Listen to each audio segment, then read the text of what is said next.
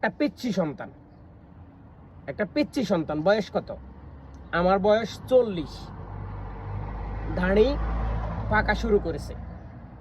40 বছরের ক্যারিয়ারে বাংলাদেশের অনেক অধপতন, বড় ছোট, উপর নিচে, লেভেল 1, লেভেল 2 সব কিছু দেখছি, কিন্তু রাজনীতি করি নাই।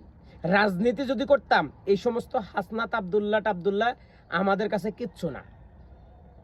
আমরা এমনভাবে মানুষের সাথে মিশতে পারি, মানুষের রক্ত চুষে আবার বাইর হইতে পারি, কিন্তু মা বাবা ওই শিক্ষা দেয় নাই। হাত আছে, চোখ আছে, পা আছে, কর্ম শিখে আছে, পরিশ্রম করে খাই, দিন শেষে বালিশে যাই শোয়ার সাথে সাথে ঘুম আসে, টেনশন থাকে না, চিন্তা থাকে না।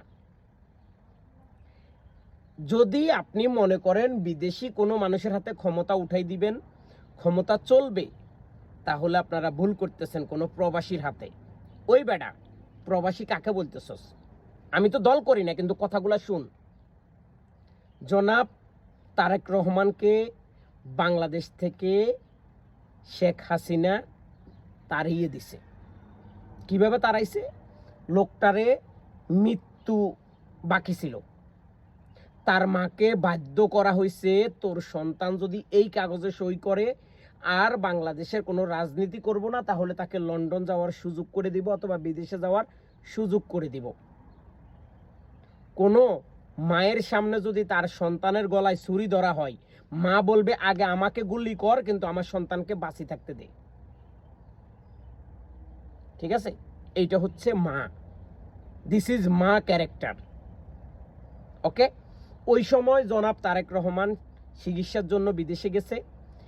তারপরে কি শেখ হাসিনা তার পাসপোর্ট, তার ভোটার আইডি কার্ড, বাংলাদেশে যে তার জন্ম পরিচয়, সেটাই তো মুছিয়ে দিছে, সেটাই তো মুছাই দিছে। দেওয়ার পরে সেই লোকটা কিভাবে দেশে আসে? আবার আওয়ামী লীগ ক্ষমতায় থাকা অবস্থা যদি এই তারেক জিয়া বাংলাদেশে আসতো, তার ফাঁসি এবং তাকে ক্রস ফায়ারে ডাইরেক্ট মাটিতে ফালাই দিত আওয়ামী লীগ সরকার।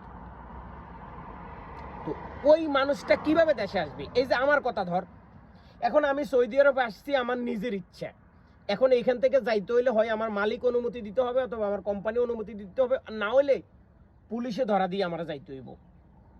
আমি চাইলেই কি বেটা উড়া দিতে পারবো? এটা কি ঢাকা সিটাগাং মনে করো, হাতের মোয়া মনে করো যে যা মন চা তাই কইতেছি, সোশ্যাল মিডিয়া যা মন চা তা কইয়া মানুষদেরকে বিভ্রান্তি ছড়াইতেছি?